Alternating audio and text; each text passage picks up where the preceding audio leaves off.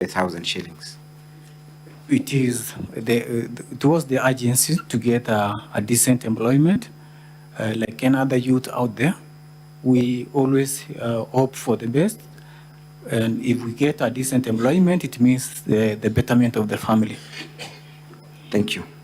Finally, you have been accused of being a gambler, and we have seen occasionally you've gambled and spent a negligible amount of money in gambling.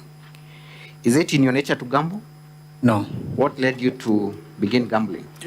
It was due to hard life, hard times.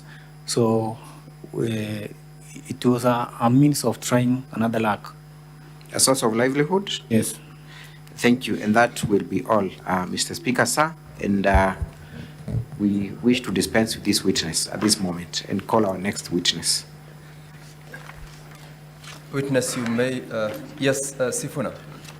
And unless, of course, the honorable senators have a question. Thank you. Thank you, Mr. Speaker. Council, before you do, we have a few interventions. Mr. Speaker, I wanted some clarity on two issues, and this concern is addressed to Senior Counsel Katwa Kigen. Katwa, could you tell me what conclusions you wanted me as a senator to draw, this House to draw, from that cross-examination on the witness's gambling history? And secondly, Mr. Speaker, I wanted to know from the defense whether there was an admission, or there is an admission, or it is the position of the defense that in fact a crime was committed and therefore the witness is a criminal.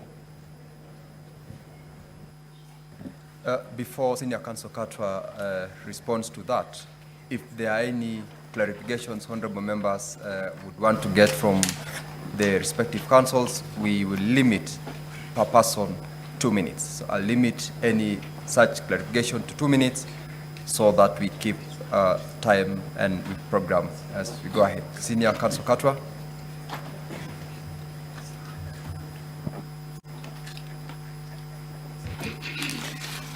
The two questions that have been put to me is what inference we pray that the Senate draws based on the data on the gambling. All we are asking honorable members is to treat the testimony of the complainant with circumspection.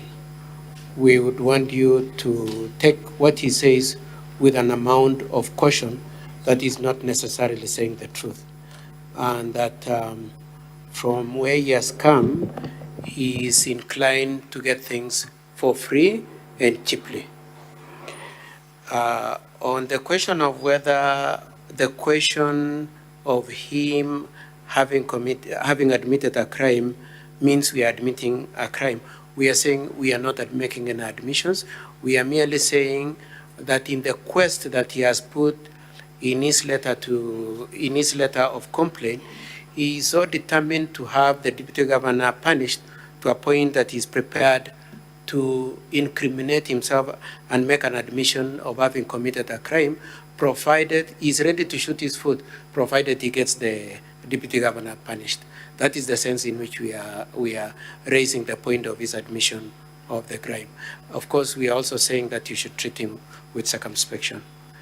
I hope I have answered the question. Thank you. Senator Onyonka Eric. Richard, sorry. Thank you, Mr. Speaker. It's a question I just wanted to ask the young gentleman.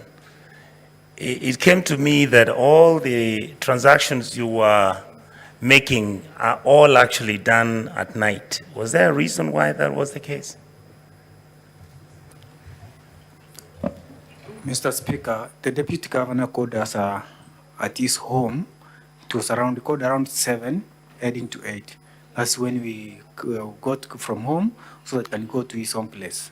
We sat there until 9 p.m. That's when we left his home. All right, Senator John Newt is not in. Senator Halwale. Thank you, Mr. Speaker. Mr. Speaker,